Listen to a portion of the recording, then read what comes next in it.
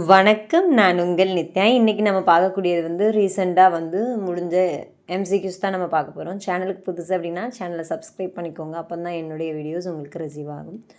தென் உங்களுக்கு live classes evening நடக்குது. Section வேணும் அப்படின்னா கலந்துக்கோங்க. ஓகே, ஸோ வாங்க வீடியோக்குள்ளே போயிடலாம். In which method of collaborative learning the main purpose is to develop listening skills in the students. So இதில் எந்த types of collaborative learning develop பண்ணுது லிசனிங் ஸ்கில்லை அப்படின்னு கேட்டிருக்காங்க. ஸோ கொலாபரேட்டிவ் லேர்னிங்னால் குரூப் ஆஃப் பீப்புள்ஸ் பார்ட்டிசிபேட் பண்ணி படிக்கிறது. அப்போ ஸ்டூடெண்ட்ஸ் குரூப்பாக ஸ்டடி பண்ணுறக்கூடியது கொலாபரேட்டிவ் லேர்னிங். அப்போ அந்த மெயின் பர்பஸ் என்ன, ஸோ அது என்ன ஸ்ட்ராட்டஜி ஃபாலோ பண்ணுது அப்படி.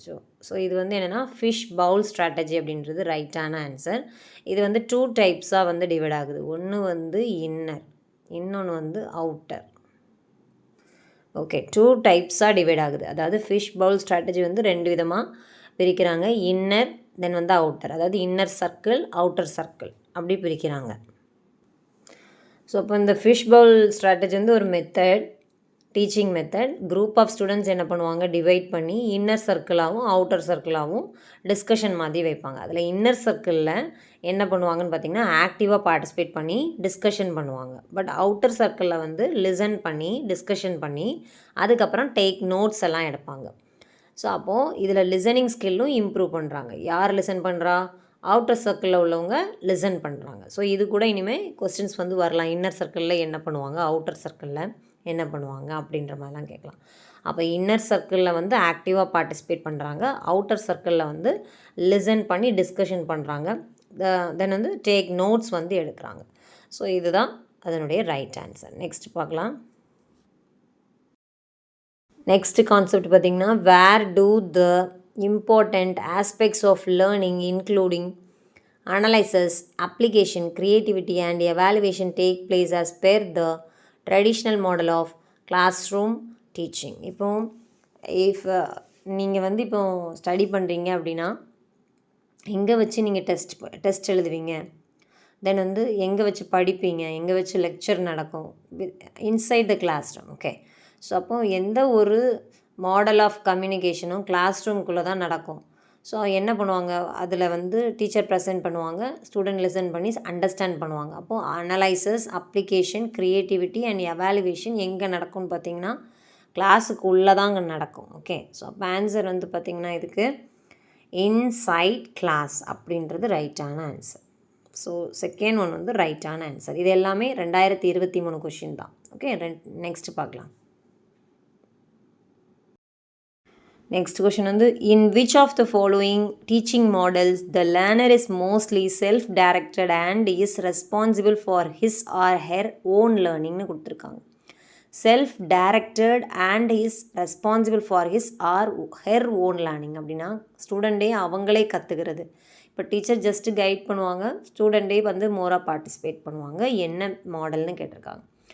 ஆந்த்ரோகோஜிக்கல் மாடல் அப்படின்றது ரைட்டான ஆன்சர். ஸோ இந்த ஆந்த்ரோகோஜிக்கல் மாடல் அப்படின்றது இன்னொரு நேம் இருக்குது, அடல்ட் லேர்னிங் தியரி. ஸோ இது கூட இனிமேல் கேட்கலாம். ஸோ இப்போ அது என்னென்னா செல்ஃப் டைரக்டட்னா அவங்களே பண்ணுவாங்க. இப்போ எக்ஸாம்பிள் ரிசர்ச் ஒர்க் இருந்தால் ஸ்டூடெண்ட்டே பார்ட்டிசிபேட் பண்ணுவாங்க. ஸோ இப்போ இந்த ஆந்த்ரோகோஜிக்கல் மாடலுக்கு நீங்கள் மைண்டில் வைக்கக்கூடிய ஹிண்ட் வேர்ட் ரிசர்ச். ஓகே, ரிசர்ச்னால் நீங்கள் என்ன பண்ணுவீங்க, ஒரு விஷயத்தை பார்த்து அப்சர்வ் பண்ணி தென் இன்டர்வியூ எடுத்து தென் ஒரு குரூப் ஆஃப் பீப்புள்ஸ் எடுக்கிறீங்களோ இல்லைனா ஒரு 100 பேரோ 200 பேரோ எடுத்து ஸ்டடி பண்ணுறீங்க. அதுக்கப்புறம் டெக்ஸ்டுவல் ஃபார்மேட்டில் நீங்கள் டாக்குமெண்ட் ஆக்குவீங்க, எழுத்து வடிவத்தில் அதை பண்ணுவீங்க. ஸோ இந்த மாதிரி உள்ளதான் ஆந்த்ரோகோஜிக்கல் ஆக்டிவிட்டி. ஸோ அதுக்கு இன்னொரு பேர் என்னன்னு பார்த்தீங்கன்னா அடல்ட் லேர்னிங் தியரி. ஓகே, அப்போ ஆன்சர் என்னன்னு பார்த்தீங்கன்னா இது ஆந்த்ரோகோஜிக்கல் மாடல் அப்படின்றது ரைட்டான ஆன்சர். நெக்ஸ்ட் கொஷின் போகலாம். ஸோ இந்த கொஸ்டினில் டிடிக்கு மட்டும் கேட்டிருக்காங்க. இன்னும் 3 கான்செப்ட் இருக்கனால அது வந்துடலாம். அதனால் இந்த கொஷின் நான் ஜஸ்ட் ஆட் பண்ணியிருக்கேன், திருப்பியும் வந்துடலாம் அப்படின்றதுக்காக. So in model of teaching ADDIE the letter DD stands ஃபார்னு கொடுத்துருக்காங்க. ஸோ இதில் ஏ பார்த்திங்கன்னா என்னன்னு பார்த்தீங்கன்னா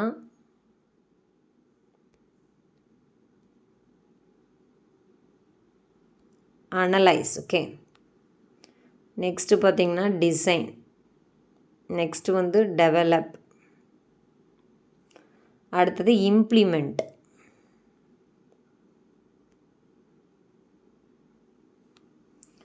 தென் வந்து எவாலுவேட். ஸோ இனிமேல் அந்த 3 கான்செப்டும் வந்துடலாம். அப்போ analyse, design, develop, implement, then வந்து evaluate. Okay.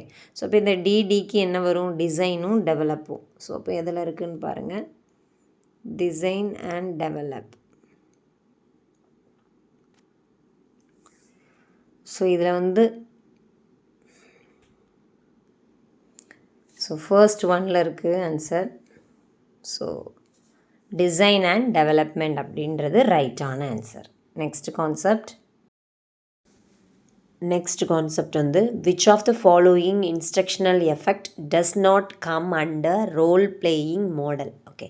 So role playing model அப்படின்றது வந்து ஸ்டூடெண்ட்ஸ்க்கு வந்து இப்போ டீச்சிங் எடுக்கிறாங்க அப்படின்னா, ஸோ அவங்க வந்து கற்றுக்கிற விஷயத்த அவங்க என்ன பண்ணுவாங்கன்னா மோனோ ஆக்ட் மாதிரி பண்ணி காமிக்கிறது, ட்ராமா மாதிரி பண்ணி காமிக்கிறது. ஒவ்வொருத்தருக்கும் ஒவ்வொரு இப்போ ஒரு கேரக்டர் வந்து இருக்குது அப்படின்னா, இந்த கதையில் எத்தனை கேரக்டர் இருக்கோ அத்தனை கேரக்டரை கொடுத்து ஸ்டூடெண்ட்டையே ப்ரெசன்ட் பண்ண வைக்கிறது தான் ரோல் பிளேயிங் மாடல். ஸோ அது எப்படி இருக்குன்னு பார்த்திங்கன்னா, இப்போ 2 பேர் சேர்ந்து பேசுகிற மாதிரி தான் இருக்கும். இப்போ 2 பேர் கான்வர்சேஷன் இருக்குது, அந்த கதையில் வந்து 2 பேரை பற்றி சொல்லியிருந்தாங்க, அவங்க பேசுகிற மாதிரியெல்லாம் சொல்லியிருந்தாங்க அப்படின்னா, ஸோ அந்த இன்ட்ராக்ஷன் அப்படின்றது இருக்கும். அப்போ ஸ்ட்ராட்டஜிக்ஸ் ஆஃப் சால்விங் இன்டர்பர்சனல் ப்ராப்ளம்ஸ்னால் 2 பேர் சேர்ந்து பேசுகிறது, இந்த மாதிரி விஷயங்கள்லாம் இருக்கும் கம்பல்சரி. ஓகே.